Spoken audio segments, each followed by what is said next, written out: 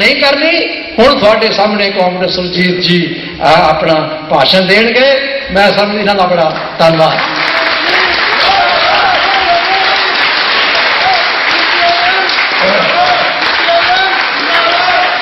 प्रधान जी, भराओ ते भैणों, मैनूं बड़ी खुशी है कि इंडियन वर्कर एसोसीएशन की 50वीं वर्षगांठ से सुनेहा देने का मैनूं मौका मिला। सब तो पहला मैं तुहानूं बड़ी डाढ़ी दिलचस्पी होगी कि पंजाब के संबंध कुछ कहां, क्योंकि पंजाब का मसला केवल पंजाब का मसला नहीं, हिंदुस्तान की एकता नाल जुड़िया हुआ है। इसलिए अज पंजाब की दिलचस्पी नहीं, हिंदुस्तान के कोने कोने इस करना दिलचस्पी है कि इस मसले का हल किवें होता है। ये तो पहला मैं इंडियन वर्कर एसोसीएशन जी 50वीं वर्षगांठ मना रहा हूँ, उस संबंध में कुछ शब्द कहना चाहूँगा। ये बड़ी दूर दृष्टि की गल सी कि जेडे हिंदुस्तानी उन्होंने दिनों में आए, जिन्हों चो मेरे वीर इतने बैठे ने, कुछ उन्होंने इतने आके उन्होंने चो बहुते पंजाबी सन। उन्होंने दिनों में उन्होंने आके जिसले संगठन बनाने की यत्न किया, उहदे दो गल्लां ध्यान में उदों रखियां। अज वखरी गल है क्योंकि अज जमाती कोल बड़ा निखड़ के सामने आ गया। उदों अजे भारतीय मजदूरों का इत्थों की मजदूर जमात नाल भी जथेबंदी नाल भी तालमेल नहीं सी, लेकिन वो मजदूरी करने वास्ते आए और दो गलों का ध्यान उदों रखा। एक एक जो ना रखन लगे उदों मजदूर का ना सामने रखे, जिहड़ा उन्होंने दूर दृष्टि, क्योंकि वही जमात है जिहड़ी दुनिया के भविष्य का तर्जमानी करती, और दूजे पंजाबी होंदे हुए उन्होंने अपने वाल झात नहीं मारी, बल्कि उन्होंने देश का ख्याल रखा।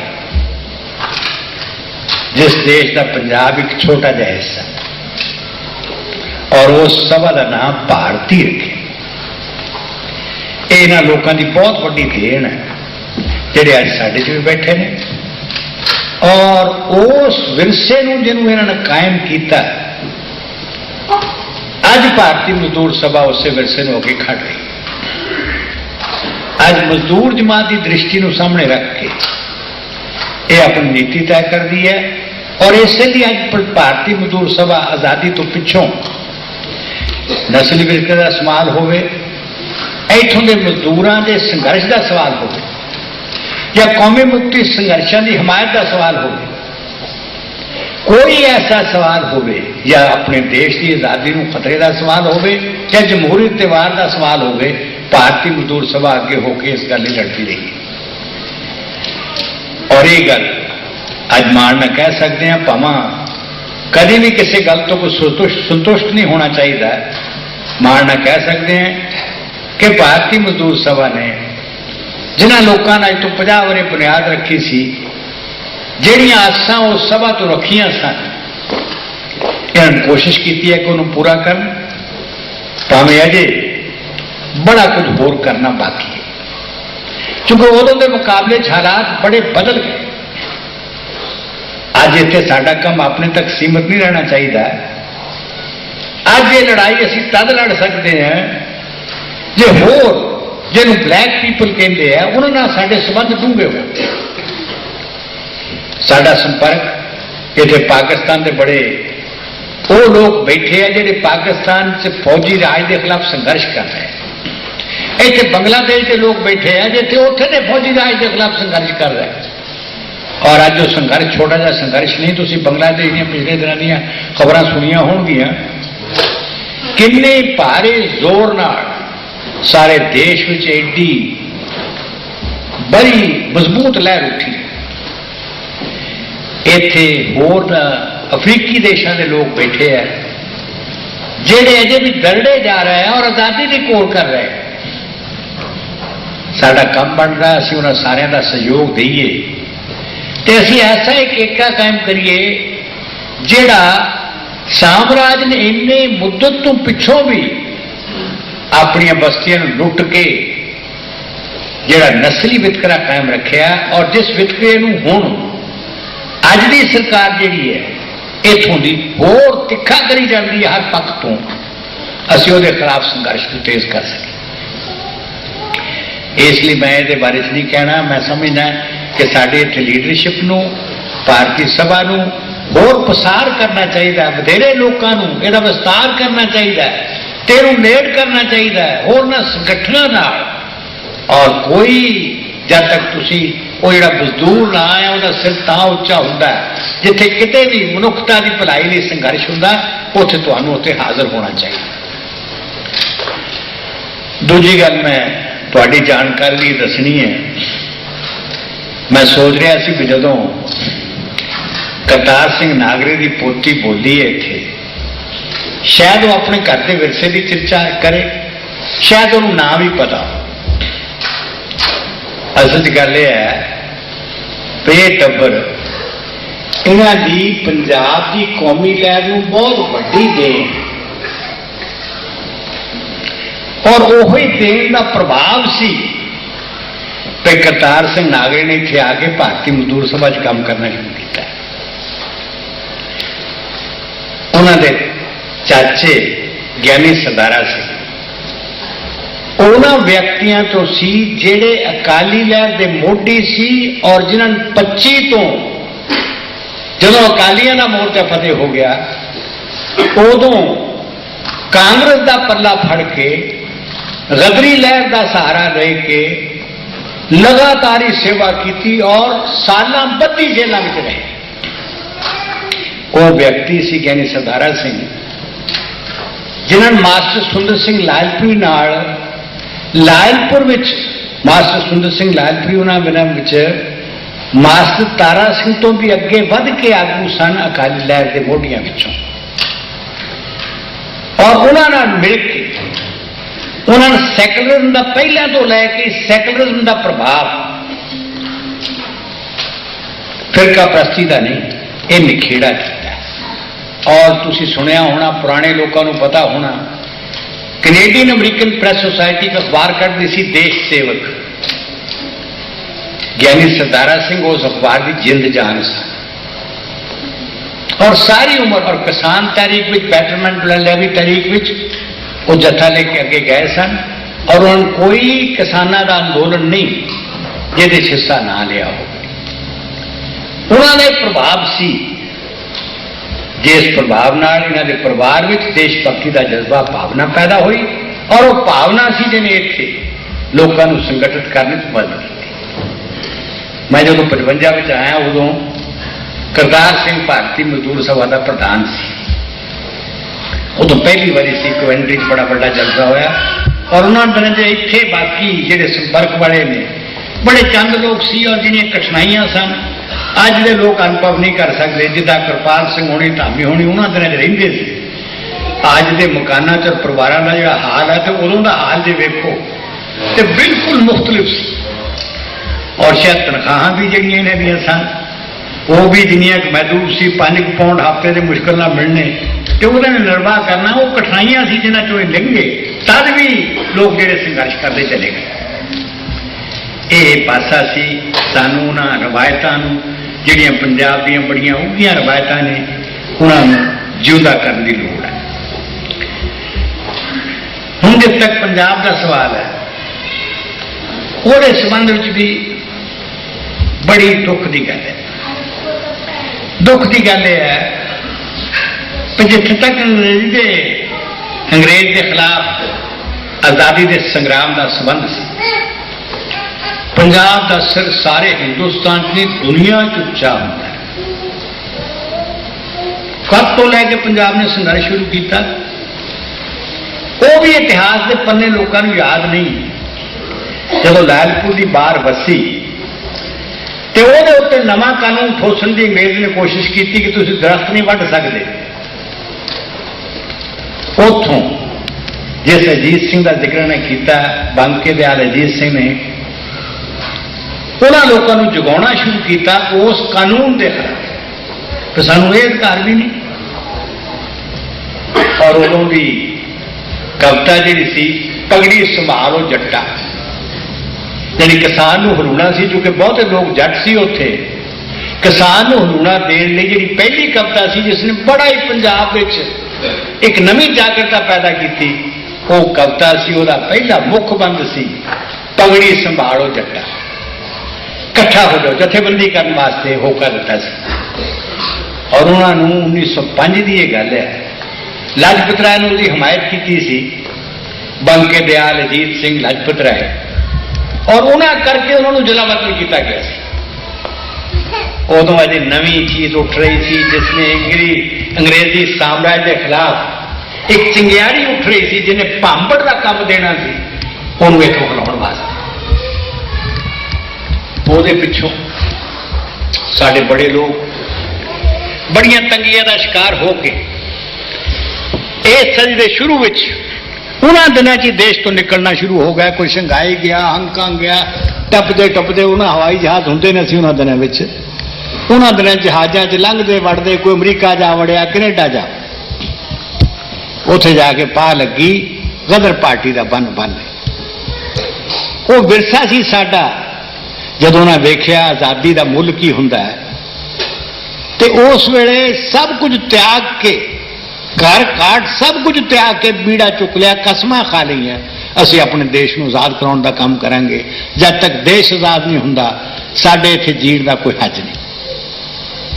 गदर पार्टी दी कुर्बानियां ने, उन्हां दा तसव्वुर अजे आ दृष्टिकोण कि मजदूरों को संगठित करना, सीधी गल समझ ली कि देश की आज़ादी निर्भर इस गल ते करदी है कि असीं फौजां नूं जाके संगठित कर दईए, वो बगावत कर दईए, देश आज़ाद हो जाए। उन्होंने उपराला किया और बज घाट से गोलियां खादियां, फांसियां के रस्सियां ते चढ़े करतार सिंह सराभा वर्गे, और उन्होंने एक ने नहीं सैकड़ियां सारिया चढ़दियां जवानियां जेल दियां इन्नी सलाखा पिछे बतीत कर दी। मैं सिर्फ अंडेमान इस वास्ते गया कि वह जेल वेखा जिस जेल में काले पानिया में गदरी शूरबीरां नूं रखा गया, और जब उस जेल की बनतर देखी, सानू पंजाब की कोई जेल नहीं, चाहे वह पाकिस्तान जरिया पंजाब हो, चाहे इधरला पंजाब हो, जी मैं ना देखी हो आपके जी है, लेकिन अंडेमान में भी देखने का मौका नहीं मिला। इत्थे सारिया जेलों तो सब तो भैड़ी नाभे की जेल, लेकिन उत्थे जाके जब देखा तो वो जे 10 साल भी जेल च रह जाए, 20 साल भी रह जाए, एक आदमी दूए का मुंह नहीं देख सकता।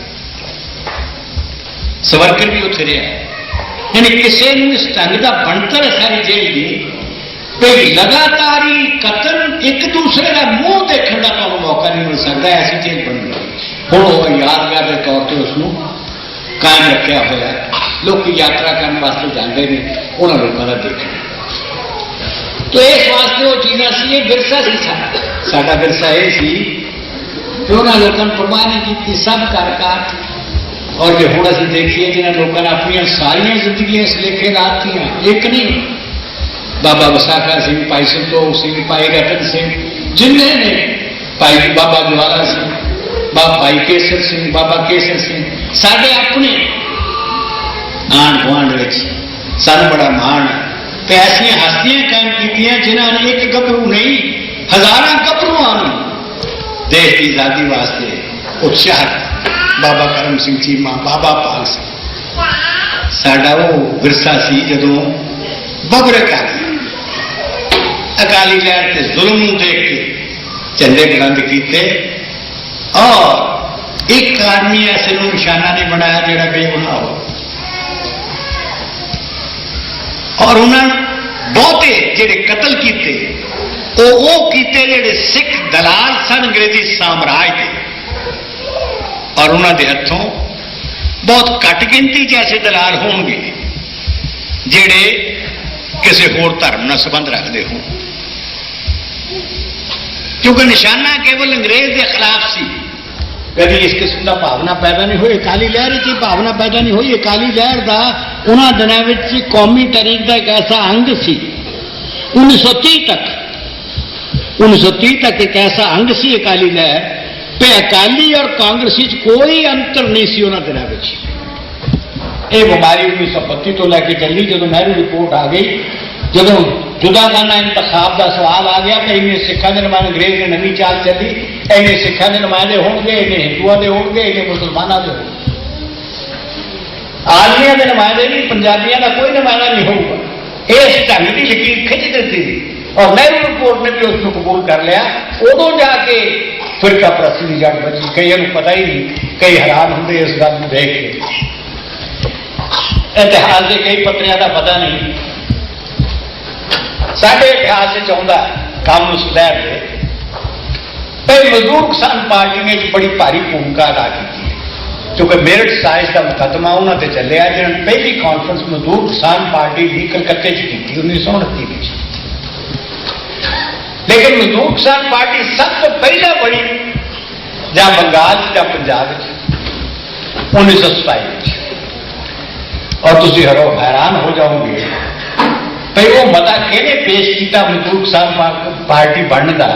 वो मता पेश करने वाला मास्टर तारा सिंह से। अंदाजा ला सकते हो। और मास्टर तारा सिंह ने तय किया सरदार मंगल सिंह ने, जो कांग्रेस वर्किंग कमेटी का मैंबर से उन्होंने दिनों में फोन विरोधता की कि कांग्रेस के होंदे इस संगठन की कोई लोड़ नहीं। तो मास्टर तारा सिंह जवाब दिता है कांग्रेस जी मल्टी क्लास ऑर्गेनाइजेशन, ये बड़े बड़े धन कुबेर भी ने, ये जनोक ने, ये साडी आवाज नहीं चल सकती जब तक असीं अपनी आजाद मजदूरों के किसानों की जथेबंदी नहीं बनाओ। वही मास्टर तारा सिंह 1932 फिरका परस्ती के राज पै गया। उनकी तस्वीर होर सी। उसे तारा सिंह 1935 जाके महाराजा पटियाला का समझौता कर लिया, जोड़ा शहीद सेवा सिंह का कातल सी। इतिहास के पत्रे मनुख कितना चर ठीक राह से चलता है तो कदों भटक जाता है, ये बारे तुम कह नहीं सकते। एक गल नाल मैं नहीं सहमत हो सकता। प्रेम की उन्हें इतने कम मैडल की गल कर, असी मैडल की कम नहीं करते, ना मैडल कबूल करते, ना मैडल कबूल करते, क्योंकि साढ़े लिए एक दृष्टिकोण है। वो दृष्टिकोण है मनुखता की सेवा ते कल्याण। सानू इस गल का पता लगा हुआ है कि मनुखी जीवन तो उत्तम जीवन होर कोई नहीं। जीवन नूं इस ढंग से बताना चाहिए है कि मरण वेले शर्मसार ना होना पे कि जी घड़ी भी जाए गवाई साडा हो। दृष्टिकोण सी, जिस दृष्टिकोण नाल वो बड़े लोग राजनीति च आए, बड़े भटका पैदा हुए। लेकिन ये चीज़ा और भटका का ही अज सिट है। अज पंजाब की अवस्था, जिस पंजाब जिसने जलियांवाला बाग पैदा किया, कोई मिसाल दे सकता है? जिस जलियांवाले बाग में हिंदुआ सिखा मुसलमाना अपना सही साझा लहू डोल के सारे हिंदुस्तान को हरूड़ा दिता और सारे हिंदुस्तान को देश को आजाद कराने लिए इनकलाब जिंदाबाद की आवाज उठी। साडा विरसा सी जिथे मजदूर किसान लैणा दे आगुआ ने एक बड़ा नवा तसव्वुर देश के सामने पेश किया है। विरसा लैके असीं तुरे सी कुर्बानियां की कतार विच। अज जब जिक्र करते हैं अकाली या होर फिरका परस्त कि कुर्बानियां जिहड़ियां ने सिखां ने बड़ियां कीतियां, वो भुलदे वो कुर्बानियां इस गल ही नहीं सन कि बेगुनाहां दे कतल किए जाण। वो कुर्बानियां इस गल वास्ते सन कि असीं पंजाबी लोगों को एक करके विदेशी साम्राज्य देश को खत्म करना।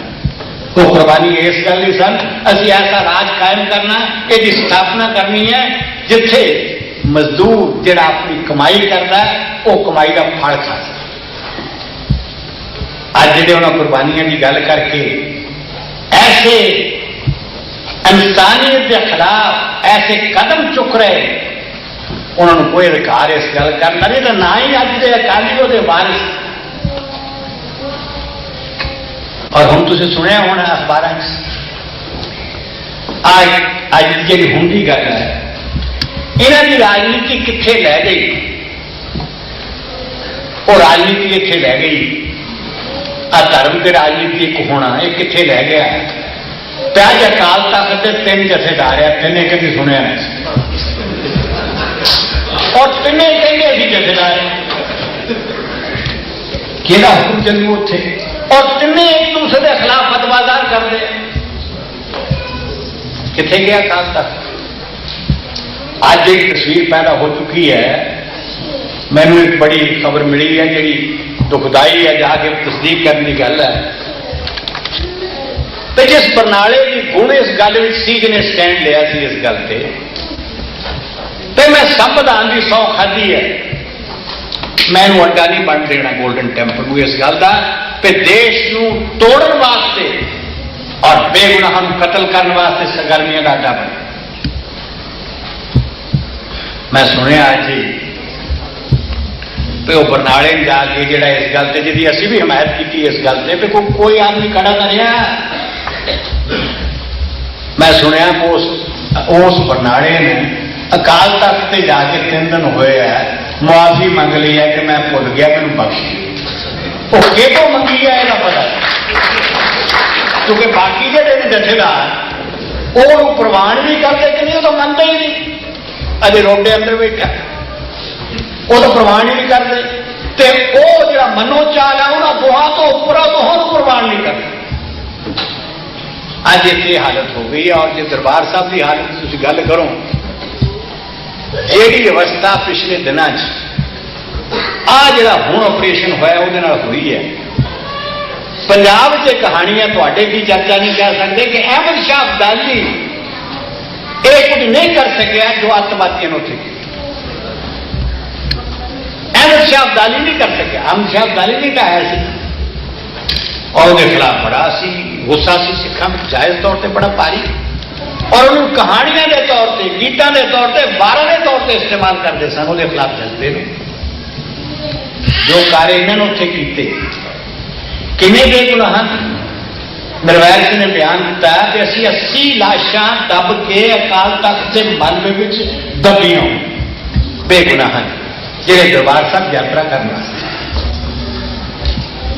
ਔਰ ਜਦੋਂ ਅੰਦਰ ਗਏ ਅੱਜ ਤੱਕ ਕਿਸੇ ਦੀ ਹਿੰਮਤ ਨਹੀਂ ਹੋਈ, ਇਹ ਨਹੀਂ ਕੀਤਾ ਕਿਸੇ ਨੇ ਕਿ ਪਲੀਤ ਕਰੇ ਉੱਥੇ ਉਸ ਸਥਾਨ ਨੂੰ ਜਿਹੜਾ ਸਥਾਨ ਸਾਰੀ ਦੁਨੀਆ 'ਚ ਸਿੱਖਾਂ ਲਈ ਇੰਨੇ ਸਤਿਕਾਰ ਦਾ ਸਥਾਨ।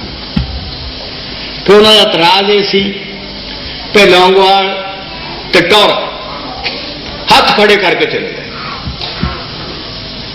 ਉਹਨਾਂ ਨੇ ਇੱਕ ਵਾਰ ਕੀਤੇ ਹੋਣਗੇ, ਇਹਨਾਂ ਨੇ ਹੱਥ ਥੱਲੇ ਕੀਤੇ ਹੀ ਨਹੀਂ ਜਦ ਤੱਕ ਕੁਛ ਹੋਇਆ।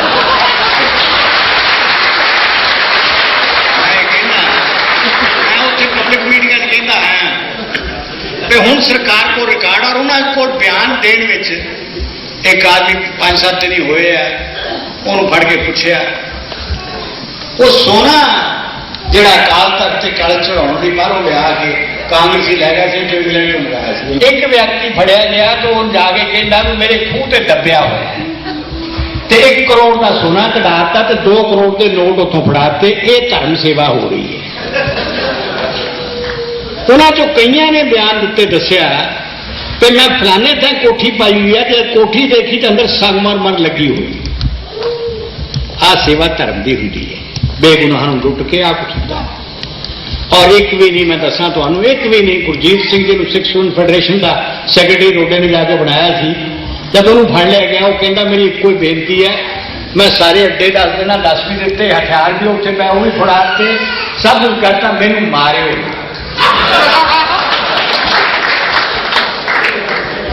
ਔਰ ਰੋਟੀ ਵੀ ਜਿਹੜਾ ਜਿੱਦਾਂ ਆਇਆ, ਮੈਂ ਦੱਸ ਸਕਦਾ ਤੁਹਾਨੂੰ, ਉਹਦੀ ਮਾਤਾ ਜਿਹੜੀ ਹੈ ਉਹਨੇ ਪਹੁੰਚ ਕੀਤੀ, ਕਿਹਾ ਮੇਰਾ ਪੁੱਤ ਬੇਗੁਨਾਹ ਹੈ, ਜੇ ਇਹਨੂੰ ਤੁਸੀਂ ਛੱਡਦੇ ਹੋ ਜੋ ਆਖੋਂ ਕਰਵਾ ਲੈ।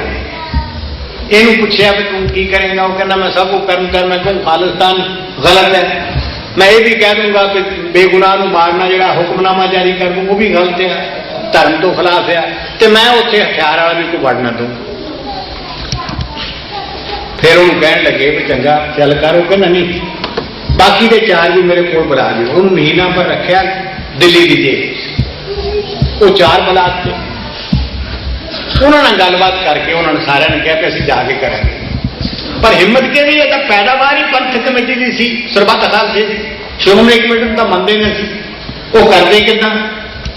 ਉਹਨਾਂ 'ਚ ਹਿੰਮਤ ਹੀ ਨਹੀਂ ਪਈ। ਉਹ ਵਾਰਾ ਹੀ ਭਰੀ ਗਏ। ਸਰਕਾਰ ਵੀ ਆਪਣੀਆਂ ਲਾਲਾਂ ਚੋਲੀਆਂ ਰਹੀਆਂ ਤੇ ਉਹ ਵੀ ਦੇਖਦੇ ਰਹੇ कि कदों असीं करते हैं। हुण उन्हें 13 तरीक नूं करना सी ऐलान, तो 13 तो पहले पहाड़ा वरत गया, 8 तरीक नूं कुछ होर ही होर हो गया, तो राजनीति नूं होर ही रुख अख्तियार कर लिया। ये इन्हां दी हालत है जी। अज हालत जिहड़ी है, मैं उत्थे पब्लिक मीटिंग गया तो असीं पुलिस दीयां बड़ियां मारां खाधियां, किलियां च भी रहे। हुण तो कांग्रेस के कोल आ सारे साडे पए, किते एक थां दा वर्का फोड़ के देख लो, किते एक किसी दा नाम ही दस्सिया होवे, किते एक भी भेज दिता हो। ये जिहड़े अपने आप में गुरु गोबिंद सिंह का नाम लैके वो सिपाही कहते सी, इन्हां च तो एक भी नहीं बचया, कोई एक भी अड़िया नहीं इस गल पे कि जिसने बयान ना दिते हो। एक भी एक दूए तो बच जाके सारे बयान दिते ने कि मेरी जान बख्शी कर दो, मैं तो जो मर्जी कहा लो। इन्हों का सारा कुछ पकड़ रही है इस गल। हुणे वंडे गए 2 हिस्सों में, एक तो जी जो मैं दसिया कार्य किए इन्होंने वो करके लोगों को प्रभाव टुटा, दूजे धड़े 2 बन गए। जसवीर सिंह रोडे का ख्याल आया, मैं पहली बार इतने सुनिया सी जो इन्होंने लिखा तो नाम सुनिया। यदा तल्लक कोई संबंध कुछ धर्म नाल नहीं, किसी गल नाल नहीं। ड्राइवर सी दुबई में, पिंडरा की मौत के बाद किन्हें सलाह दी कि तू इत्थे जी बैठा करना, तू इंग्लैंड में जा, आ ड्राइवरी तनख्वाह तेन 2000-3000 रुपया ठेकेदार दिंदे है, ये है कि हुण तो गप्पे गप्पे इत्थे 2 सिंह टक्कर गए, कार में बिठा लिया, वो पिंडरावाल का भतीजा चल के ज्यों गुरुद्वारे जुलूस निकल लग पाया, किसी गल का घाट ही नहीं रहा, वो मुड़ के चले गए, राजनीतिक लीडर बन गए। और इदा ही होर सारे बहुत एक नहीं बड़े सारे बने हुए। लेकिन राजनीति का सत्यानाश किया होया अज भी जिहड़ा वेसापन जिस तो सी सरकार समझती सी पिया गल मुकाउण ने इन्ने आदमी फड़े गए, असीं हालात ते काबू पा लांगे, वो आसान गल नहीं। आसान इसलिए नहीं कि ये पिछे साम्राज्य ताकतां लगियां हुई तो पाकिस्तान अड्डा बनया होया। मेरी इतलाह के मुताबिक अजे 1000 बंदा ट्रेंड पाकिस्तान च बैठा। और मैं बार बार सरकार को कहा, साडी पार्टी ने किया लगातार कि फौज ते पुलिस का मसला हल होने वाला नहीं जब तक पंजाब के लोग नहीं जागते, तो पंजाब के लोग उभर के इस गल से नहीं खड़े होंगे तो इन्होंने दुष्टां असीं किसी पिंड च नहीं वड़न देना, उदों तक मसले का समाधान नहीं हो सकता। और वो वास्ते अज हालात की वो वास्ते की है, ये गल करने वास्ते अज 1000 बैठा हुआ है, पंथ कमेटी उत्थे बैठी हुई है। जे 10 बंदे भी भेज दें महीने समगल करके, कोई मुश्किल नहीं है जी सराब तो समगल कर। और पंजाब में तो भी की मुश्किल है, अजकल तो वड्डी दे के कुछ भी करवा लो, तो पैसों का घाटा है ही नहीं। इस करके कोई भी जी चीज़ आज की अवस्था पैदा होती है, वो 10 महीने के भेजी जाओ तो 100 महीने जोगे बंदे है उन्होंने खराबा करने 10 बहुत रिक्रूट नवे मिल जाते हैं, मुंडे वेले है, पढ़ पुण का गांव गल नहीं कोई भी। और वो जाते हैं गुरुद्वारे, वो फड़ लेंगे, एक रिवॉल्वर फड़ाते हैं, 2000 रुपया देंगे हैं, वो बड़े उत्साह न बड़ा आदमी टकराई हो जाती है कि मेरे को रिवॉल्वर है। और फिर उन्होंने इन्होंने कामों वास्ते इस्तेमाल करते वो तरह तरह के लोग है, स्मगलर है, एंटी सोशल एलीमेंट्स है, और वो किसी को माफ नहीं करते। हूँ तो साल को यही गल तो हिंदुओं का ही करना, सिख नूं किसी को माफ नहीं करते, जाके पहले कहते रुपया 10,000 रख दे, पिंड ऐलान कर देंगे, गुरुद्वारे जाके लोग स्पीकर लगे हुए हैं तो बत्तियां बुझा रहे, बुझा नहीं, लोग डरते बुझाते हैं, बत्तियां बुझ गई, जो घर जाना वो जा कहते हैं पर रुपया 10,000 20,000 दे, अज नहीं तो पढ़ के आऊँगा तो पढ़ के रुपया तैयार रखी, अगला जान बचाने का मारा रुपया देना, और रुपया इकट्ठा करके अपना जो राह पेंदे जी यहो जी हालत अवस्था इन्होंने पैदा कर दी हुई है, जिथे पंजाब बहुत ही गंभीर हालत इस वक्त तो आ कि जदों आ कुछ होया उन्होंने निखेड़ा भी लोगों च होया, उस समय भी अजे तक ये अवस्था पैदा नहीं हुई कि तुसी ये समझो कि मार ताड़ बंद हो गई वो जारी, कोई दिन ऐसा खाली नहीं जाता चलो किसी न किसी का कतल नहीं हो जाता। सरकार का वेसापन इस गल सी कि असं तो जी 2 महीने 3 महीने काबू 4 महीने काबू पा लेना, अभी मुढ़ तो कहते रहे हैं कि इस मसले का समाधान कला एडमिनिस्ट्रेशन नहीं, फौज और पुलिस नहीं, जब तक राजनीतिक हल नहीं लभदे उन्हें का हल नहीं हो सकता। वो लोग किन्ने दुष्ट है, वो गल अपने थां ते है, ਜਿਹੜੇ ਬਾਕੀਆਂ ਦੇ ਇਸ਼ਾਰਿਆਂ ਤੇ ਕੰਮ ਕਰਕੇ ਬੇਗੁਨਾਹਾਂ ਦੇ ਕਤਲ ਕਰਦੇ ਆ, ਜਿਹਨਾਂ ਨੂੰ ਇਨਸਾਨੀਅਤ ਦਾ ਕੋਈ ਮੁੱਲ ਨਹੀਂ, ਉਹ ਕਿਹੜੇ ਧਰਮ ਨਾਲ ਸੰਬੰਧ ਰੱਖਦੇ ਆ ਉਹ ਜਾਣਦੇ ਹੋਣ। ਮੈਨੂੰ ਇਸ ਗੱਲ ਦਾ ਨਹੀਂ, ਅਸੀਂ ਦਾਅਵੇਦਾਰ ਨਹੀਂ ਬਣਦੇ ਸਿੱਖੀ ਨੂੰ ਐਕਸਪਲੇਨ ਕਰਨ ਦੇ, ਲੇਕਿਨ ਇੱਕ ਗੱਲ ਸਪਸ਼ਟ ਹੈ ਕਿ ਕਿਤੇ ਵੀ ਇਸ ਧਰਮ 'ਚ ਲਿਖਿਆ ਹੋਇਆ ਨਹੀਂ ਕਿ ਇਨਸਾਨੀਅਤ ਦਾ ਖੂਨ ਕਰੋ। ਸਗਲੇ ਤਾਂ ਵਿਰਸਾ ਹੀ ਹੋਰ ਸੀ। ਕਿ ਇਹ ਪਤਾ ਨਹੀਂ ਕਿੱਥੋਂ ਅਰਥ ਇਸ ਗੱਲ ਦੇ ਲੈ ਲੈ, ਇਸ ਲਈ ਅਸੀਂ ਮਨਾ ਕਰਦੇ ਰਹੇ ਅਕਾਲੀਆਂ ਨੂੰ ਕਿ ਧਰਮ ਤੇ ਰਾਜਨੀਤੀ ਨੂੰ ਰਲ ਕੱਢ ਨਾ ਕਰੋ। ਇਹ ਆਪਣੇ ਆਪਣੇ ਥਾਂ ਤੇ ਗੱਲਾਂ ਨੇ। ਧਰਮ ਇੱਕ ਮਨੁੱਖ ਦਾ ਤੇ ਆਤਮਾ ਪਰਮਾਤਮਾ ਦੇ ਮੇਲ ਦਾ ਸਵਾਲ ਹੈ, ਤੇ ਜਿਹੜਾ ਦੂਸਰੀ ਰਾਜਨੀਤੀ ਹੈ ਇਹ ਵਿਸਾਖੀ ਰਾਜਨੀਤੀ ਹੈ। ਇਹ ਹਰ ਇੱਕ ਦੇਖਣਾ ਕਿ ਜੇ ਤੁਹਾਡਾ ਕਾਰਸਤਾਨ ਦਾ ਰਾਜ ਆ ਜਾਏ, ਮੈਂ ਕਈ ਵਾਰੀ ਉਹਨਾਂ ਲੋਕਾਂ ਨੇ ਜੋ ਅਨੰਦਪੁਰ ਦਾ ਮਤਾ ਪਾਸ ਕੀਤਾ ਉਹਨਾਂ ਨੇ, ਉਦੋਂ ਮੈਂ ਪੁੱਛਿਆ ਬਾਦਲ ਨੂੰ, ਟੋਰੇ ਨੂੰ, ਸਾਰਿਆਂ ਨੂੰ ਪੁੱਛਿਆ ਕਿ ਤੁਹਾਡਾ ਰਾਜ ਆ ਜਾਏ ਤੇ ਕਿਹੜੀ ਜਮਾਤ ਦੇ ਹੱਕ 'ਚ ਕਰੋਗੇ ਗੱਲ? ਮਜ਼ਦੂਰ ਜਮਾਤ ਦੇ ਪੱਖ 'ਚ ਕਰੋਗੇ ਜਾਂ ਸਰਮਾਏਦਾਰਾਂ ਦੇ ਪੱਖ 'ਚ ਕਰੋਗੇ, ਜਗੀਰਦਾਰ ਦੇ ਪੱਖ 'ਚ ਕਰੋਗੇ, ਮਜ਼ਦੂਰ ਮਜ਼ਦੂਰਾਂ ਦੇ ਪੱਖ 'ਚ ਕਰੋਗੇ?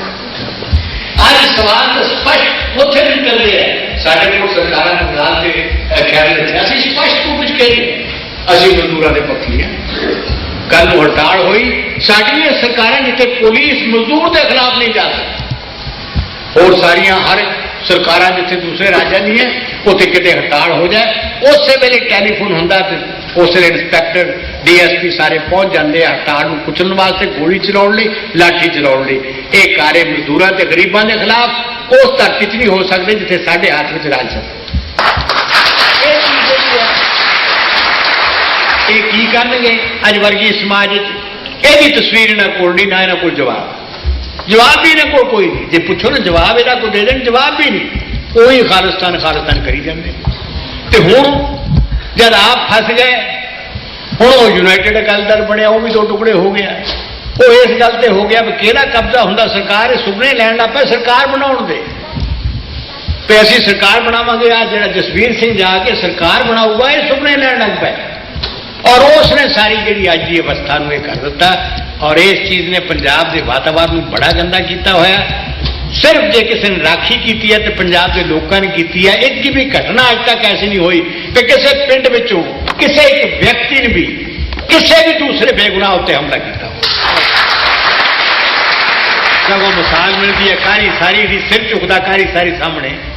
ਜਦੋਂ ਕਾਰੀ ਸਾਰੀ ਚਾ ਕੇ ਅੱਤਵਾਦੀਆਂ ਨੇ ਕਿਹਾ ਸਿੱਖ ਇੱਕ ਪਾਸੇ ਹੋ ਜਾਣ, ਹਿੰਦੂ ਇੱਕ ਪਾਸੇ, ਸਿੱਖਾਂ ਨੇ ਕਿਹਾ ਨਹੀਂ, ਅਸੀਂ ਇਕੱਠੇ ਮਰਾਂਗੇ ਤੇ ਇਕੱਠੇ ਜੀਏ।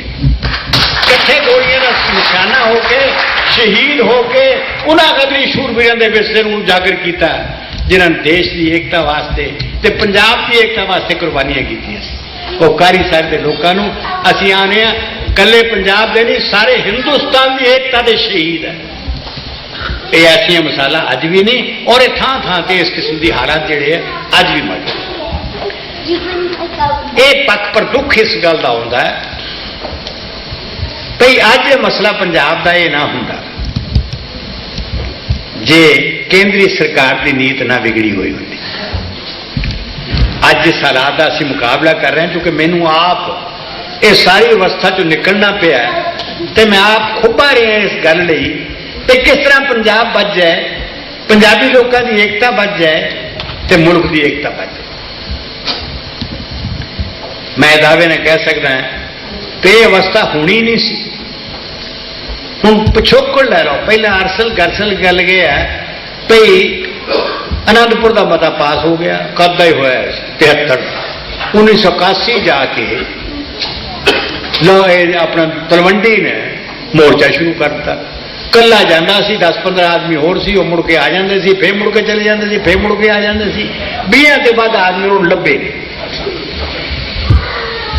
ਇਹਦੇ ਬਾਅਦ ਪਿੰਡਰਾਂ ਵਾਲਾ ਉੱਠ ਪਿਆ ਔਰ ਉਹ ਪਿੰਡਰਾਂ ਵਾਲੇ ਨੇ ਉਹ ਤੋਂ ਪਹਿਲਾਂ ਇੱਕ ਘਟਨਾ ਹੋ ਚੁੱਕੀ ਸੀ। ਉਹ ਘਟਨਾ ਸੀ ਨਿਰੰਕਾਰੀਆਂ ਦੀ। ਉਸ ਨਿਰੰਕਾਰੀਆਂ ਦੀ ਘਟਨਾ ਉੱਤੇ ਬੜਾ ਸਵਾਲ ਬਣ ਗਿਆ ਕਿ ਅਸੀਂ ਤੇ ਇਹ ਤਾਂ ਸਿੱਖ ਧਰਮ ਦੇ ਖਿਲਾਫ ਹੈ। ਉਹ ਵਿਚਾਰੇ ਕਹਿਣ ਲੱਗੇ ਕਿ ਤੁਸੀਂ ਜਿਹੜੀ ਗੱਲ ਕਹੋ ਅਸੀਂ ਕਿਤਾਬਾਂ ਚੋਂ ਕੱਢ ਦਿੰਦੇ, ਤੁਹਾਨੂੰ ਹੋਰ ਕੀ ਚਾਹੀਦਾ।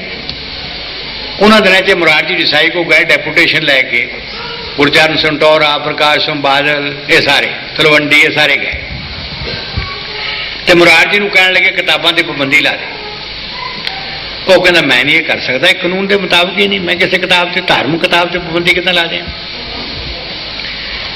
ਇਹ ਫਿਰ ਕਹਿਣ ਲੱਗੇ ਤਾਂ ਅਸੀਂ ਅਸਤੀਫਾ ਦਿੰਦੇ ਹਾਂ, ਤਾਂ ਬਰਨਾਲੇ ਦਾ ਬਿਸਤਰਾ ਬਣਾ ਲਿਆ ਤਾਂ ਅਸਤੀਫਾ ਲਿਖ ਕੇ ਤਿਆਰ ਕਰ ਲਿਆ।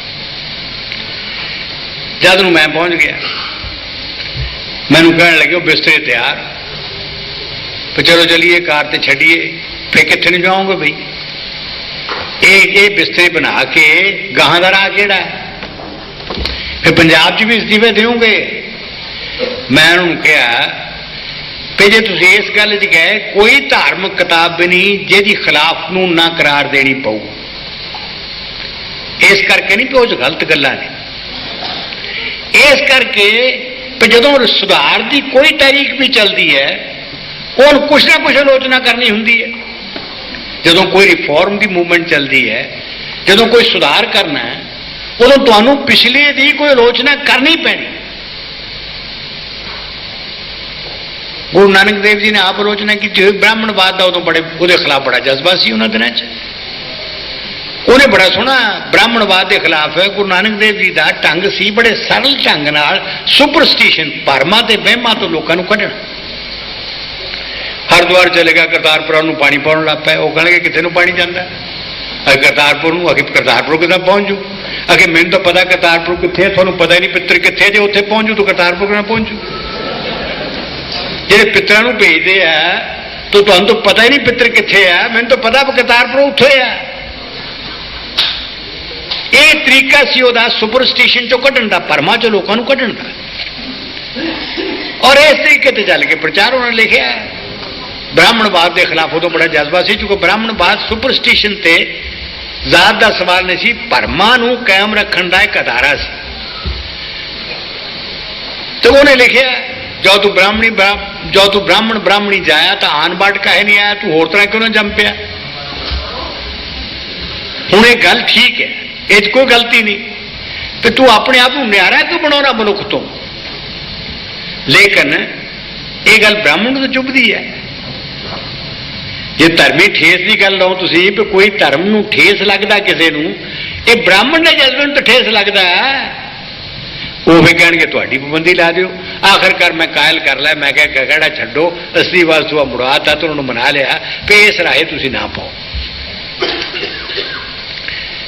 ਇਹ ਇੱਕ ਹਾਲਾਤ ਸੀ। ਲੇਕਿਨ ਉਸ ਨੇ ਆ ਜਿਹੜਾ ਸੰਤ ਲੌਂਗੋਵਾਲ ਹੈ ਨਾ, ਲੌਂਗੋਵਾਲ ਨਹੀਂ ਸੰਤ, ਉਹ ਜਿਹੜਾ ਆਪਣਾ ਸੀ ਭਿੰਡਰਾਂ ਵਾਲਾ, ਇਸ ਭਿੰਡਰਾਂ ਵਾਲੇ ਨੂੰ ਕਾਂਗਰਸ ਨੇ ਖੜਾ ਕੀਤਾ ਅਕਾਲੀਆਂ ਦੇ ਮੁਕਾਬਲੇ 'ਚ ਲੀਡਰਸ਼ਿਪ ਬਣਾਉਣ ਲਈ। ਭਈ ਰਾਜ ਸਾਨੂੰ ਉਹ ਨਹੀਂ ਮਿਲਦਾ, ਅਸੀਂ ਇਹਨੂੰ ਲੀਡਰ ਬਣਾਈਏ। ਤੇ ਉਹਨੂੰ ਬੜਾ ਬਹਾਦਰੀ, 100 ਆਦਮੀ ਬੰਦੂਕਾਂ ਲੈ ਕੇ ਘੁੰਮਦਾ ਰਿਹਾ ਜਦੋਂ ਉਹਦੇ ਪਾਬੰਦੀਆਂ ਸੀ, ਕਿਸੇ ਨੇ ਗ੍ਰਿਫਤਾਰ ਨਹੀਂ ਕੀਤਾ, ਤਾਂ ਕਿ ਜ਼ਹਿਰ ਪੈਦਾ ਕਰੇ, ਜ਼ਹਿਰ, ਔਰ ਉਸ ਜ਼ਹਿਰ ਨੂੰ ਮਗਰੋਂ ਇਸਤੇਮਾਲ ਕरें। ਤੇ ਉਹਨੇ ਜਾ ਕੇ ਮੋਰਚਾ ਲਾਤਾ, ਉਹਦੇ ਆਪਣੇ 2-3 ਆਦਮੀ ਦੀ ਰਿਹਾਈ ਲਈ। ਜਦੋਂ ਦਰਬਾਰ ਸਾਹਿਬ ਚਲਾ ਗਿਆ ਤੇ ਬਾਕੀ ਅਕਾਲੀ ਡਰ ਗਏ, ਤੇ ਹੁਣ ਜੇ ਅਸੀਂ ਨਾ ਦਰਬਾਰ ਸਾਹਿਬ ਜਾ ਕੇ ਮੋਰਚਾ ਲਾਇਆ ਤੇ ਫਿਰ ਲੀਡਰ ਤੇ ਬਣ ਜਾਓ, ਅਸੀਂ ਤਾਂ ਪਿੱਛੇ ਰਹਿ ਜਾਏਗੇ। ਤੇ ਲੌਂਗੋਵਾਲ ਵੀ ਜਾ ਕੇ ਦਰਬਾਰ ਸਾਹਿਬ ਚਲੇ ਗਏ। ਉਹਨਾਂ ਨੇ ਕੋਈ 40 ਨੁਕਤਿਆਂ ਦਾ ਇੱਕ ਪੱਤਰ ਬਣਾ ਕੇ, 40 ਨੁਕਤਿਆਂ ਦਾ ਇੱਕ ਸਟੇਟਮੈਂਟ, ਮੰਗਾਂ ਦਾ ਇੱਕ ਚਾਰਟਰ ਬਣਾ ਕੇ ਮੋਰਚਾ ਸ਼ੁਰੂ ਕਰ ਦਿੱਤਾ। ਉਹਨਾਂ ਦਿਨਾਂ 'ਚ ਮੈਨੂੰ ਉਹ ਮਿਲੇ, ਮੈਂ ਉਹਨਾਂ ਨੂੰ ਕਿਹਾ ਵੀ ਤੁਸੀਂ ਇਹ 40-40 ਗੱਲਾਂ ਨਾ ਕਰੋ, ਤੁਸੀਂ ਥੋੜ੍ਹੀਆਂ ਜਿਹੀਆਂ ਗੱਲਾਂ ਕੰਮ ਦੀਆਂ ਕਰੋ ਜਿਹੜੀਆਂ ਕੋਈ ਲੋਕ ਮੰਨ ਵੀ ਲੈਣ, ਨਹੀਂ ਤੁਸੀਂ ਫਸ ਜਾਣਾ। ਉੱਥੇ ਫਿਰ ਉਹ ਪ੍ਰਕਾਸ਼ ਸਿੰਘ ਬਾਦਲ ਨੇ 10 ਮੰਗਾਂ ਰੱਖੀਆਂ, ਔਰ ਉਹੀ ਚਿੱਠੀ ਲਿਖੀ ਸਾਰੀਆਂ ਪਾਰਟੀਆਂ ਨੇ। ਪੈ ਮੰਗਾਂ ਜੇ 'ਚੋਂ 6 ਪੰਜਾਬ ਦੀਆਂ ਸਾਂਝੀਆਂ ਸੀ, 4 ਸਿੱਖਾਂ ਨਾਲ ਸੰਬੰਧ ਰੱਖਦੀਆਂ ਸੀ। ਠੀਕ ਹੈ ਗੱਲ। ਉਹ ਤੇ ਮੋਰਚਾ ਚੱਲਿਆ। ਬਾਕੀ ਪਾਰਟੀਆਂ ਨੇ ਵੀ ਕਿਹਾ ਵੀ ਜਾਇਜ਼ ਗੱਲਾਂ, ਇਹ ਸੁਣ ਲਓ। ਔਰ ਤੇ ਪਾਰਟੀ ਕਾਨਫਰੰਸ ਹੁੰਦੀ ਰਹੀ, ਉਹਦੇ 'ਚ ਵੀ ਸਾਰੇ ਵਿਰੋਧੀ ਦਲਾਂ ਨੇ ਬੜੀ ਸਮਾਇਤ ਕੀਤੀ ਵੀ ਇਹ ਗੱਲਾਂ ਮੁਕਾ ਦਿਓ, ਚੰਡੀਗੜ੍ਹ ਦਾ ਸਵਾਲ ਹੈ, ਪਾਣੀਆਂ ਦਾ ਸਵਾਲ ਹੈ, ਜਾਂ ਹੋਰ ਸਵਾਲ ਹੈ, ਬਾਕੀ ਸਵਾਲ ਜਿਹੜੇ ਆ ਇਹ ਸਾਰੇ ਮੁਕਾ ਦਿਓ। ਕਿਉਂ ਨਹੀਂ? ਸਰਕਾਰ ਨਹੀਂ ਮੰਨੀ, ਮਾਮਲਾ ਵਿਗੜਦਾ ਗਿਆ। ਲੋਕਾਂ ਨੇ ਸਹਿਯੋਗ ਦੇਣਾ ਸ਼ੁਰੂ ਕਰਤਾ ਉਹਨਾਂ ਨੂੰ, ਔਰ ਉਹ ਸਹਿਯੋਗ 'ਚ ਹੀ ਭਿੰਡਰਾਂ ਵਾਲਾ ਉੱਥੇ ਹੀ ਰਿਹਾ, ਮੋਰਚਾ ਚੱਲਦਾ ਰਿਹਾ। ਮੈਂ 1983 ਵਿੱਚ ਬਹਾਮਾ ਗਿਆ ਹੋਇਆ ਸੀ ਕਾਮਨਵੈਲਥ ਪਾਰਲੀਮੈਂਟਰੀ ਕਾਨਫਰੰਸ ਤੇ। ਰਾਤ ਨੂੰ 12:30 ਵਜੇ ये जाखड़ों ने मैंने जगाउण चले गए, कहने लगे बड़ा छेती सुनिया है। मैं क्या सवेर नूं सही यार सौण तां दे। अगे नहीं प्रधानमंत्री का सुनिया है। मैं उन्होंने कहा मखौल नाल प्रधानमंत्री थोड़ी लीडर हो, मेरी तो नहीं, मैनू कहूँ होनी, मेरी नींद कहूँ खराब करते हो। तो खैर उदों मैं अपनी पार्टी ने पूछा, वो कहने लगे भाई आने ना फायदा हो सकता, चलो मामला नजिठिया गया। 3 दफा मामला नजिठ दिता गया पूरी तरह, जिथे सारिया गल्लां तय हो गई हैं। लौंगोवाल भी मन गया, ये भी मन गए, सारी गल तय हो। 12 अप्रैल की गल है या 13 अप्रैल की, 12 अप्रैल की गल है 1984, 12 अप्रैल 1984। भाई जहाज तैयार हो गया, मंगा मन ली गई, सारे फैसले हो गए। मैनू किने सुनाया दिता भी वो चाहती है भी किसी ने किस तरह राजीव गांधी नूं इहदा मिले, यानी क्रेडिट। मैं क्या मैनू कोई इतराज नहीं, असी क्रेडिट लिए काम नहीं करते। मैं तो पंजाब में शांति चाहना, पर मैं उन्होंने दस दिता भी चंगी गल यह है भी मैं लौंगोवाल जी नूं इत्थे लै आउणा ते इत्थे इंदिरा गांधी ते लौंगोवाल दोए मिल के ऐलान कर देण ते इहदा प्रभाव बहुत ही चंगा पऊ। पर जे तुसीं चाहुंदे उहनूं करना तो होम मिनिस्टर नूं नाल उहदे कर दिओ, लैके चला जाए तो वो जाके होम उत्थे ऐलान कर दे दरबार साहब, गल मुक जाऊ। कहते तो काला दसांगे, इन्नी गल, बाकी सारी तय हो गई, अप्रूव हो गई, फार्मूला सारा बनया गया, संतां नूं पुछ लिया गया, सब प्रवानगी सारे पासे तो हो गई। तो काला जब 6 बजे गया तो वेंकट रामन जो राष्ट्रपति है हुण ये नरसिम्हा राव जो हुण विदेश मंत्री बन गया वो, ते आ जिहड़ा हुण लिया के बेचारा मुख मंत्री तो लिया के उत्थे मंत्री बनाता अपना चौहान, तो अपना जिहड़ा अगे उदों वित्त मंत्री सी बंगाली, ये चारे बैठे तो नीवी पाई हुई जहाज तैयार जान या नीवी पाई हुई तो सिर ना उच्चा करन। तो मैं क्या भी किसी की मौत हो गई है, मैनू पता लग गया मामला बिगड़ गया। तो प्रणब मुखर्जी उठिया, उठ के मैनू अलग लै गया, कह लगा भी इंदिरा गांधी कहती है 4 दिन अटक लो, भजन लाल अमरीका चो वापस आ जाए। मैनू बड़ा गुस्सा आया, मैं क्या प्रणब तेन पता है वो भजन लाल नूं पुछ के काम करती है। वो मैनू बिहार के कहने लगा भी कानू हूँ इदा लम्मी गल बताना, वो नीत बदल गई, गल मुक नीत बदलने सिटे भुगत लै छेती। मतलब ये बने हालात बिगड़ते ही ना, सारा मामला तय होया, सारी गल तय हुई और वो पिछों की होया, वो पिछों रज के सवाल नूं बदलिया। मैनू पता ही लग गया सी उस दिन भी सवाल नीत का नहीं, चोणां तक इन्होंने मसले का हल नहीं करना।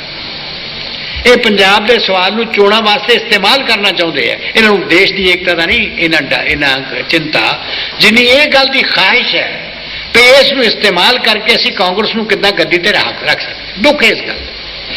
मैं उन्होंने क्या पार्टियां आउणियां और जाणियां, कई पार्टियां आउणियां कई जाणियां। देश जिहड़ा इहदी एकता जे एक बार टुट गई, ये मुड़ के नहीं बहाल हो सकती। पाकिस्तान ते बांग्लादेश टुट गए, वो बहाल को करने वाली ताकत है, ये नहीं बहाल हो सकती। उन्होंने क्या नहीं, राजीव गांधी ने रज के वरत्या इस सवाल और देश ने इस गल उत्ते जागृति दसी कि असीं देश की एकता नहीं भंग होण देना चाहते, पर मानो गलत बयानी की। हुण आके फिर उन्हें ठीक किया, समझौता किया लौंगोवाल नाल, गल तय हो गई सारी। और ये पहला समझौता जिहदी पार्लीमेंट जिन्नी हमायत हुई किसी समझौते की नहीं हुई अज तक। इसलिए समझौते की हमायत हुई पे समझौता देश की एकता नूं कायम रखण सहाई हुंदा। यह समझौता साम्राज्य चालां नूं नकारा करदा।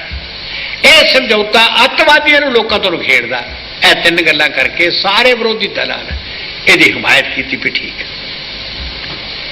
और उस समझौते कोई एक भुलेखे वाली गल नहीं, इन्नियां नित्र के गल्लां लिखियां हुई जिहदे भुलेखा पाउण वाली गल नहीं लिखी हुई है। पहली गल है उस समझौते विच भी 26 जनवरी 86 नूं चंडीगढ़ पंजाब के हवाले कर देना। 26 नूं पंजाब दा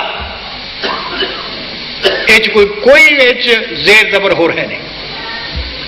फिर लिखा होया उहदे बदले कुछ इलाके हिंदी बोलते नाल लग में वो हरियाणे नूं दे देने। ये पहली गल है। हुण ये गल शुरू हो गई। ਉਹਦੇ ਉੱਤੇ ਕਮਿਸ਼ਨ ਬਣਾਤਾ। ਕਮਿਸ਼ਨ ਨੇ ਕਿਹਾ ਸਪਸ਼ਟ ਰੂਪ ਵਿੱਚ ਭਈ ਬਰਨਾਲਾ ਅਰਜ਼ੀਆਂ ਲੈ ਕੇ ਗਿਆ ਤੇ ਇਹ ਪਿੰਡ ਨਾਲ ਲੱਗਦੇ ਆ 40, 30, 25 ਹਿੰਦੀ ਬੋਲਦੇ, ਲੈ ਲਓ। ਕਮਿਸ਼ਨ ਅਰਜ਼ੀ ਨਹੀਂ ਫੜੀ ਬਰਨਾਲੇ ਦੀ, ਸੁਣਿਆ ਹੀ ਨਹੀਂ। ਉਹ ਫਾਜ਼ਿਲਕਾ ਬੋਰਡ ਤੇ ਲੱਗਾ ਰਿਹਾ, ਔਰ ਫਾਜ਼ਿਲਕਾ ਬੋਰਡ ਤੇ ਪਹਿਲੇ ਇੰਦਰਾ ਗਾਂਧੀ ਚ ਉਦੋਂ ਵੀ 1970 ਜਦ ਗੱਲਬਾਤ ਹੋਈ, ਸਮਝੌਤਾ ਹੋਇਆ ਸੀ ਸੰਤ ਫਤਿਹ ਸਿੰਘ ਦੇ ਵਰਤ ਉੱਤੇ, ਉਸ ਵੇਲੇ ਵੀ ਗੁਰਨਾਮ ਸਿੰਘ ਨਾਲ ਮੈਂ ਗੱਲਬਾਤ ਚ ਆਪ ਸੀ। ਉਦੋਂ ਇੰਦਰਾ ਗਾਂਧੀ ਨੇ ਲਿਖਿਆ ਹੋਇਆ ਉਸ ਅਵਾਰਡ ਵਿੱਚ ਤੇ ਇਹ ਪਿੰਡ ਜਿਹੜੇ ਦਿੱਤੇ ਜਾਣ, ਪਰ ਇਹਨਾਂ ਦੇ ਵਿਚਾਲੇ ਇੱਕ ਪਿੰਡ ਪੈਂਦਾ ਜਿਹੜਾ ਪੰਜਾਬੀ ਬੋਲਦਾ ਤੇ 7 ਕਿਲੋਮੀਟਰ ਲੰਮਾ, ਇਸ ਲਈ ਇਹਦੇ ਚ ਕੋਰੀਡੋਰ ਦਿੱਤਾ ਜਾਏ ਕੰਡੂ ਖੇੜੇ ਦਾ, 2 ਫਰਲਾਂਗ ਚੌੜਾ ਤੇ 7 ਕਿਲੋਮੀਟਰ ਲੰਮਾ। ਇਹ ਗੱਲ ਉਹ ਚਲੀ। ਹੁਣ ਸਪਸ਼ਟ ਸੀ ਉਹ ਨਾਲ ਲੱਗਵੇਂ ਇਲਾਕੇ ਹੀ ਨਹੀਂ, ਪਰ ਉਹ ਮੈਥਿਊ ਉੱਥੇ ਹੀ ਲੱਗਾ ਰਿਹਾ, ਕਿਉਂਕਿ ਭਜਨ ਲਾਲ ਨੇ ਕਹਿ ਦਿੱਤਾ ਵੀ ਚਿੰਤਾ ਨਾ ਕਰੋ, ਮੈਂ ਕੰਡੇ ਖੋੜੇ ਤੇ ਕਹਾ ਦੂੰ ਵੀ ਅਸੀਂ ਹਿੰਦੀ ਬੋਲਦੇ ਹਾਂ, ਪੰਜਾਬੀ ਨਹੀਂ। ਤੇ ਉਹਨੇ ਐਲਾਨ ਕਰਤਾ 81 ਚ ਮਰਦਮਸ਼ੁਮਾਰੀ ਹੋ ਕੇ ਹਟੀ ਹੈ, ਉਹਨੇ ਮੁੜ ਕੇ ਐਲਾਨ ਕਰਤਾ ਨਵੀਂ ਮਰਦਮਸ਼ੁਮਾਰੀ ਕਰਾਓ। ਕਦੀ ਹੋਇਆ ਇਹ ਗੱਲ? ਜਦੋਂ ਪੰਜਾਬ ਦੀ ਵੰਡ ਕਰਨੀ ਸੀ ਉਦੋਂ ਤਾਂ ਨਵੀਂ ਮਰਦਮਸ਼ੁਮਾਰੀ ਨਹੀਂ ਕਰਾਈ, ਹਾਲਾਂਕਿ ਲੋਕਾਂ ਨੇ ਖੁੱਲ੍ਹ ਕੇ ਲਿਖਾਇਆ ਹੋਇਆ ਸੀ। ਔਰ ਪੰਡਿਤ ਜਵਾਹਰ ਲਾਲ ਦਾ ਪਾਰਲੀਮੈਂਟ ਸਟੇਟਮੈਂਟ ਹੈ ਕਿ 1961 ਦੀ ਮਰਦਮਸ਼ੁਮਾਰੀ ਡਿਸਟੋਰਟਡ ਹੈ, ਲੋਕਾਂ ਨੇ ਆਪਣੇ ਗਲਤ ਬਿਆਨ ਦਿੱਤੇ ਹੋਏ ਹੈ। ਖਾਮ-ਖਾ ਜਿਹੜੇ ਪੰਜਾਬੀ ਬੋਲਦੇ ਸੀ ਉਹਨਾਂ ਨੇ ਹਿੰਦੀ ਲਿਖਾਈ ਹੋਈ ਹੈ। ਉਦੋਂ ਨਹੀਂ ਕਰਵਾਈ ਮਰਦਮਸ਼ੁਮਾਰੀ, ਜੋ ਕੋਣ ਕਹਿ ਦਿੱਤਾ। ਅਸਲ 'ਚ ਗੱਲ ਇਹ ਸੀ ਵੀ ਕੰਡੂ ਖੇੜੇ 'ਚ ਜੱਟਾਂ ਦੇ 2 ਧੜੇ ਸੀ, ਆਪਸ 'ਚ ਇੱਕ ਦੂਜੇ ਨੂੰ ਮਾਰਦੇ ਸੀ।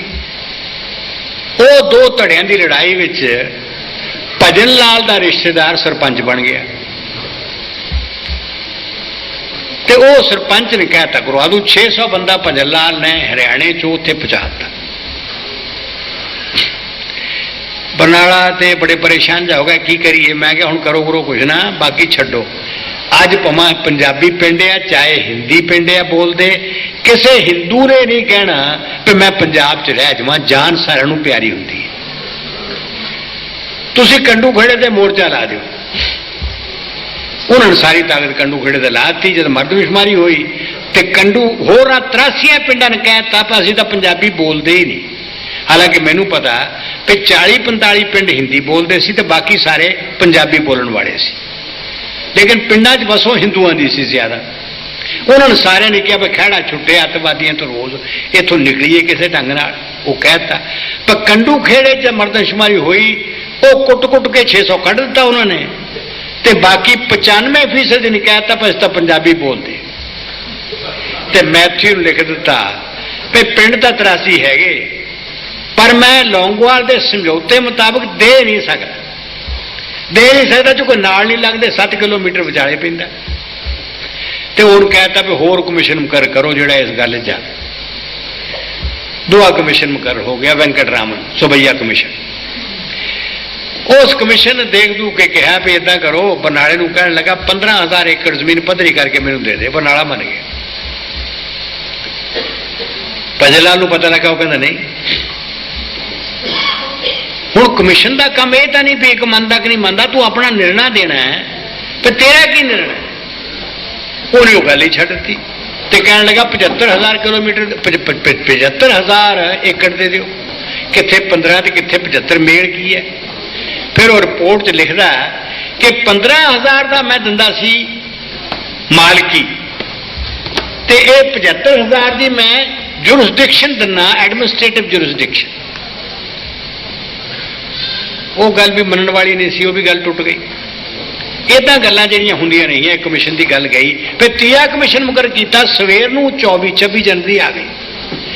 25 ਨੂੰ ਮੁਕਰਰ ਕੀਤਾ 30 ਕਮਿਸ਼ਨ। ਉਸ ਕਮਿਸ਼ਨ ਨੇ 30 ਨੇ ਕਿਹਾ ਔਰ ਉਹਨੂੰ ਕਹਿ ਦਿੱਤਾ ਵੀ ਸਵੇਰ ਤਾਈਂ 10 ਵਜੇ ਤਾਈਂ ਫੈਸਲਾ ਦੇ।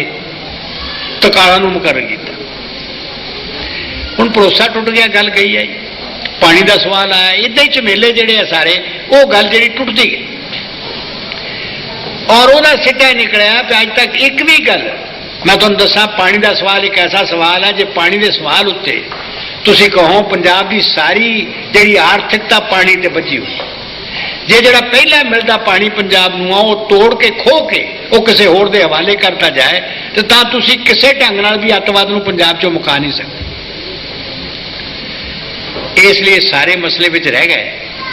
ਜੋਧਪੁਰ ਦੇ ਡੈਟਨਿਊ ਨਜ਼ਰਬੰਦ ਹੈ, ਕਿੰਨਾ ਚਾਰ ਹੋ ਗਿਆ ਸਨ ਕਰਦੇ ਫੜੇ ਨੇ 84 ਦੇ, ਔਰ ਯਾਤਰੂ ਫੜੇ ਹੋਏ ਨੇ ਉਹ ਤਾਂ 30-32 ਨੇ ਜਿਹਨੂੰ ਅੱਤਵਾਦੀ ਕਹਿੰਦੇ ਨੇ, ਬਾਕੀ ਯਾਤਰੂ ਨੇ। ਹੁਣ ਇਹ ਤਾਂ ਰਿਹਾ ਕਰਤੇ ਸਾਰੇ ਆਦਮੀ ਜਿਨ੍ਹਾਂ ਨੇ ਖਾਲਿਸਤਾਨ ਦਾ ਐਲਾਨ ਕੀਤਾ ਸੀ, ਆ ਜਿਹੜੇ ਹਾਈ ਪ੍ਰੀਸਟ ਨੇ ਇਹ ਕਰਤੇ, ਇਹ ਤਾਂ ਰਿਹਾ ਕਰਤੇ, ਉਹ ਜਿਹੜੇ ਰਿਹਾ ਨਹੀਂ ਕੀਤੇ ਅਜੇ ਤੱਕ ਵੀ। ਇਸ ਵਾਸਤੇ ਪੋਜੀਸ਼ਨ ਜਿਹੜੀ ਉਹਦੀ ਹੋ ਗਈ ਹੈ। ਇਸ ਗੱਲ ਨੇ ਦਿੱਲੀ ਦੇ ਰਾਈਟ ਸੀ ਉੱਤੇ ਕਮਿਸ਼ਨ ਮੁਕਰ ਕੀਤਾ, ਉਸ ਕਮਿਸ਼ਨ ਨੇ ਰਿਪੋਰਟ ਦੇ ਦਿੱਤੀ, ਉਹਨੇ ਕਿਹਾ ਕਿ ਇਹ 2 ਕਾਂਗਰਸੀ ਮੁਜਰਮ ਹੈ ਤੇ ਅਫਸਰਾਂ ਨੇ ਸਿਫਾਰਿਸ਼ ਦੇ ਦਿੱਤੀ ਮੁਕੱਦਮਾ ਚਲਾਓ।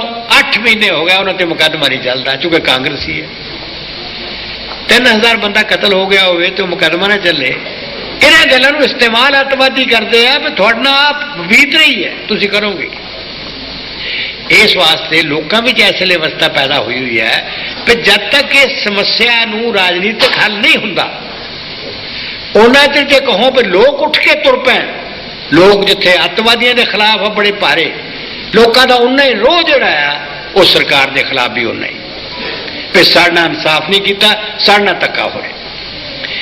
ਔਰ ਇਹ ਗੱਲ ਜਿਹੜੀ ਹੈ 2 ਜ਼ਿਲ੍ਹਿਆਂ ਦੀ ਹਾਲਤ ਬਹੁਤ ਹੀ ਵਿਗੜੀ ਹੋਈ ਹੈ ਜਿੱਥੇ ਪਿੰਡਾਂ 'ਚ ਰਹਿਣਾ ਕੱਲਾ ਇਹ ਨਹੀਂ ਗੱਲ ਵੀ ਘੱਟ ਗਿਣਤੀ ਲੋਕਾਂ ਦਾ ਰਹਿਣਾ ਮੁਸ਼ਕਲ ਹੋ ਗਿਆ ਆ, ਬਲਕਿ ਕਮਿਊਨਿਸਟਾਂ ਦਾ ਰਹਿਣਾ ਅਸੰਭਵ ਹੋ ਗਿਆ ਆ।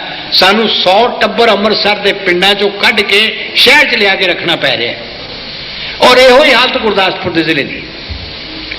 ਬਾਕੀ ਜ਼ਿਲ੍ਹਿਆਂ ਵਿੱਚ ਅਵਸਥਾ ਮੁਖਤਲਿਫ ਹੈ ਕਿਉਂਕਿ ਉੱਥੇ ਅਜੇ ਜਨਾਧਾਰ ਐਸਾ ਹੈ ਕਿ ਲੋਕ ਉੱਠ ਕੇ ਮੁਕਾਬਲਾ ਵੀ ਕਰਦੇ ਤੇ ਸਾਡੇ ਬੰਦੇ ਵੀ ਮੁਕਾਬਲਾ ਕਰਦੇ। ਪਿਛਲੇ ਦਿਨੀ ਕਈ ਘਟਨਾਵਾਂ ਹੋਈਆਂ, ਇੱਕ ਦੇ ਘਰ ਨਹੀਂ ਅਨੇਕਾਂ ਦੇ ਘਰੀ ਜਾ ਕੇ ਕਿੰਨੇ ਵਾਰ ਕੀਤੇ ਹੈ ਜਿਹੜੇ ਕਹਿਣ ਤੁਹਾਨੂੰ ਪਤਾ ਸੰਘ ਢੇਸੀਆਂ ਵਿੱਚ ਗੁਰਦੁਆਰੇ ਵਿੱਚ ਉੱਤੇ ਖੜੇ ਹੋਏ।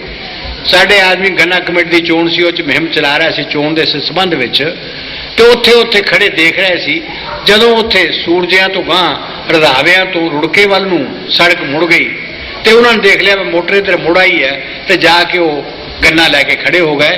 ਔਰ ਉਹ ਗੰਨਾ ਐਸੀਆਂ ਜਿਹੜੀਆਂ ਇੱਕ ਮਿੰਟ ਵਿੱਚ 600 ਫਾਇਰ ਸ਼ਾਟ ਕਰਦਾ।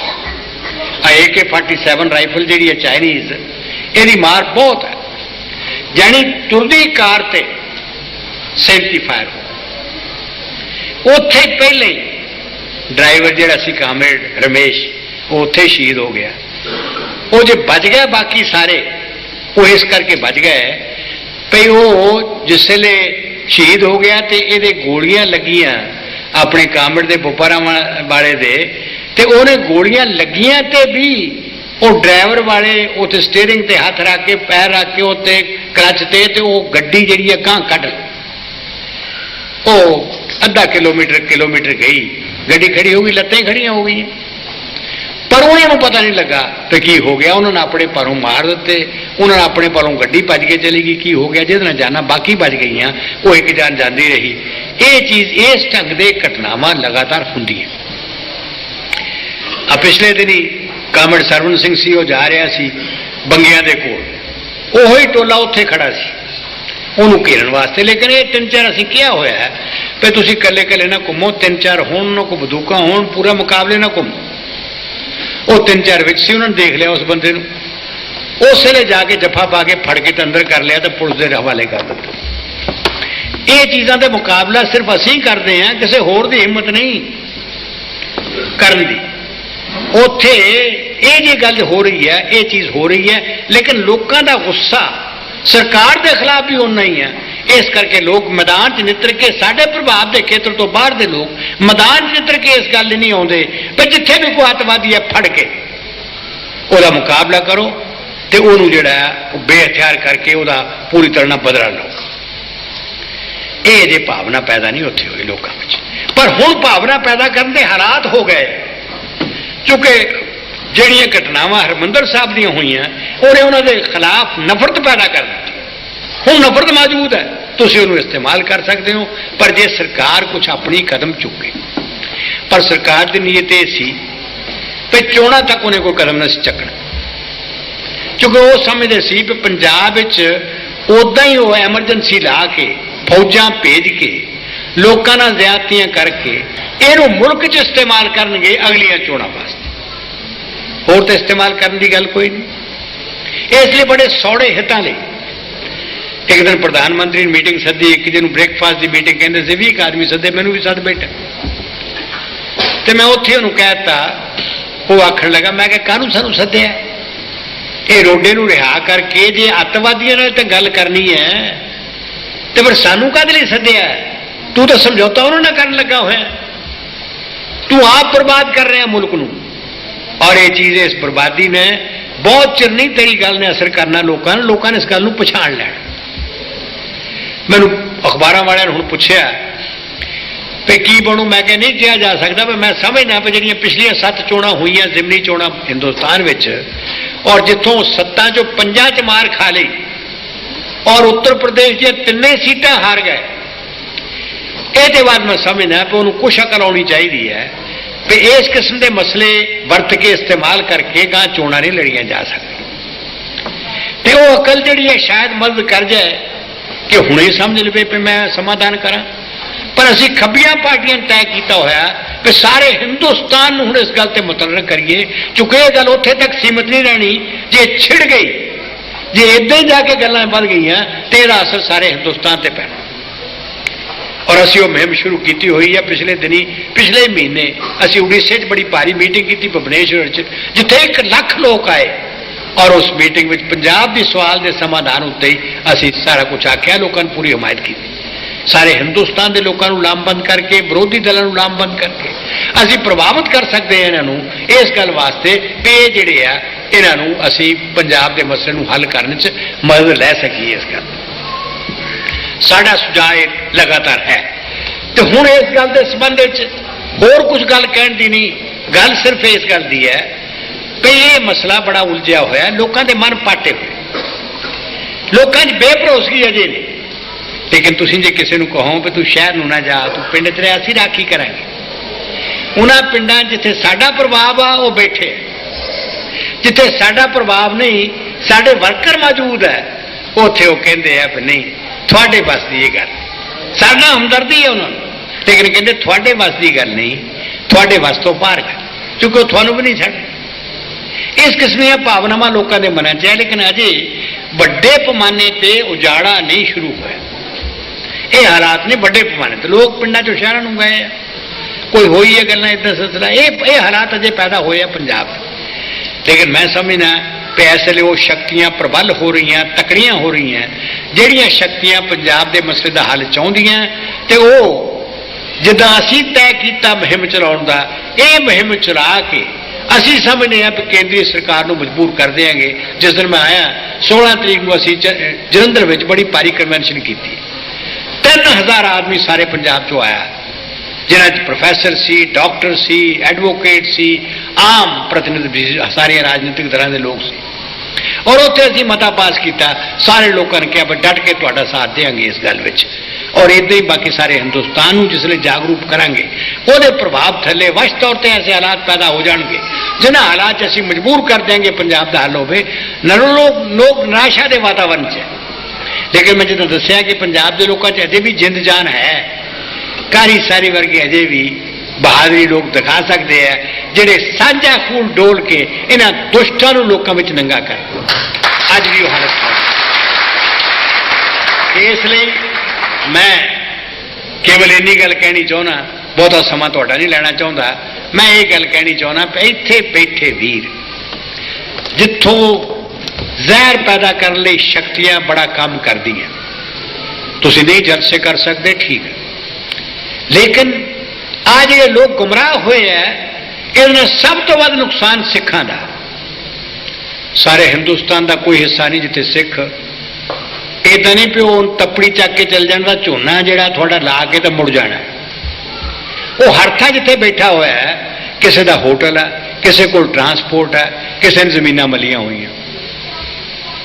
ਅਵਸ਼ ਤੌਰ ਤੇ ਜੀ ਇੱਥੋਂ ਇਹੋ ਜਿਹੀ ਹਾਲਾਤ ਹੋ ਗਈ ਕਿ ਲੋਕ ਉਜੜਦੇ ਚਲੇ ਗਏ, ਤਾਂ ਉਹਨਾਂ ਨੂੰ ਉਜੜ ਕੇ ਆਉਣਾ ਪਿਆ। ਤੇ ਐਸੀ ਅਵਸਥਾ ਵੀ ਨਹੀਂ ਕਰਨਗੇ ਕਿ ਉੱਥੇ, ਐਸੀ ਅਵਸਥਾ ਵੀ ਨਹੀਂ। ਪੰਜਾਬ ਇੱਕ ਛੋਟਾ ਜਿਹਾ ਸਟੇਟ ਹੈ ਜਿੱਥੇ ਅਵਸਥਾ ਐਸੀ ਹੈ भी वो घट्टो घट्ट उन्होंने ट्रक खड़े करन जोगी थैं भी लभनी नहीं, ट्रक बाहर तक कितने लै कौन ले जान दो, यानी सिखां लई भी हानिकारक चीज़ है।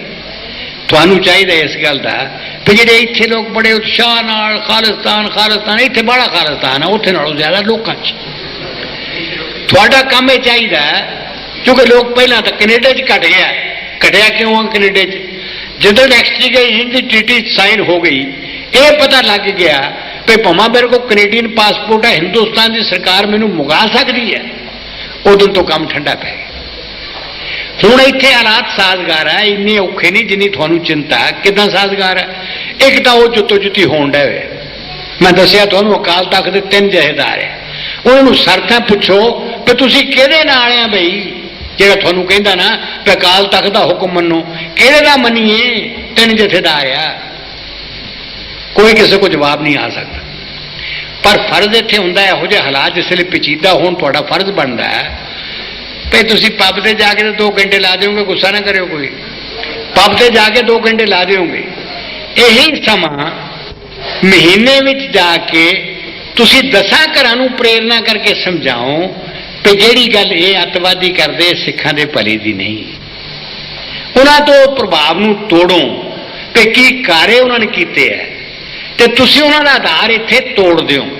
खुले जाके जो तुसीं चैलेंज करो नहीं, अजे नहीं गल बननी, क्योंकि हालात ऐसे है, जहर ऐसी है, जिसले मना च भर जाए लोग तो समझते वो सिक्खी की सेवा कर रहे हैं, सिक्खी के विरुद्ध कर रहे हैं, सब कुछ पर सिक्खी की सेवा कर रहे हैं, इसलिए मना की जहर लानी सौखी गल नहीं होंगी, पर वो इदा लाई जा सकती है जे तुसीं मनुखा नूं कहो, फिर जाके अपने जिहड़ा तुसीं हर थां ध्यान नहीं दिंदे इस गल दे, ये स्त्रियों का बड़ा वड्डा रोल हो सकता, वो जाके अपन भैणां नूं समझाउण कहण भी किस कुराहे पए हुए है, ये सारिया चीज़ां करो तुसीं तां इत्थों उहनां दा आधार टुट सकता है। तो अवस्था पैदा हो गई है, क्योंकि हुण जो उत्थे जिहड़ी हालात है उस निराशता और मायूसी लै आंदी है।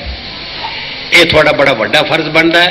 IWU जिदा शुरू हुई सी हिंदुस्तानी मजदूर सभा के नाम उत्ते, जिथे मजदूर का नाम भी सी ते भारत का नाम भी सी, जे उस नाम उच्चा करने की अज लोड़ है तो इदा ही उच्चा हो सकता है कि तुसीं इत्थे अतवाद जिहड़ा है उहनूं इदां नखेड़ के रख दिओ, उहनूं कोई जनाधार रहे ना। इस तरह करके तुसीं 50वीं वर्षगंढ जिहड़ी है इनू चंगी तरह मना सकते हैं, और तुसीं पुराने सारे लोग जिन्होंने इत्थे देन दी है इस संगठन बनाने की, उन्होंने याद कर सकते हैं। मैं यही कह के तो खिमा मंगदा।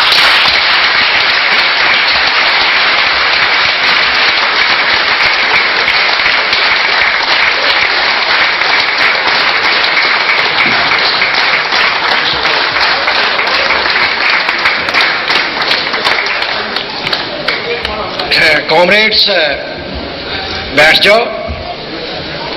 मैं 2-3 अनाउंसमेंट्स भी करनी है।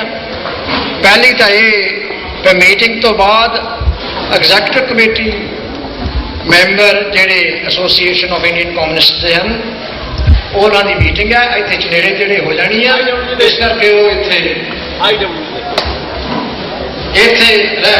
अनाउंसमेंट जाए। आज कहते थे सानू जब असी मीटिंग सैटरडे की रखी फिर सैटरडे को भाई लोग छाड़ते नहीं काम, पर आ मीटिंग असी ये पहला समझा सी कि 500 तो उत्ते बंदा हो जाए तो साडी ग्रेट सक्सेस होएगी सैटरडे, पर 500 तो उत्ते ज्यादा बंदे हुए हैं, इतने 600 के लगभग बंदा इस मीटिंग में हाजिर होया, जेड़ा ये दसदा आ भाई इंडियन वर्कर्स एसोसीएशन के प्लेटफार्म से असी होर भी वड्डियां मीटिंगां करन दे योग हाँ, और असी साड़ी तसल्ली है ये सक्सैस ना। ये साउथ हाल की IWU की दुकान जी है उसने रात दिन हट भरनी मेहनत की है, यही कामयाबी कर ली। मैं थोड़े सारे वालों उन्होंने धन्यवाद करता। ये तो बद के जड़िया ब्रांचा बाहरों आई असी उन्होंने यह गल कही सी भाई 4 बजे इतने पहुंचे, वो 4 बजे पहुंचे और उन्होंने हाजिरी भी more than satisfactory. Lastly, all those fraternal delegates who came here and identified themselves with the cause of the Indian Workers Association, I am very, very grateful to them, and I assure them that we will further strengthen our bonds with the fighting people of Great Britain.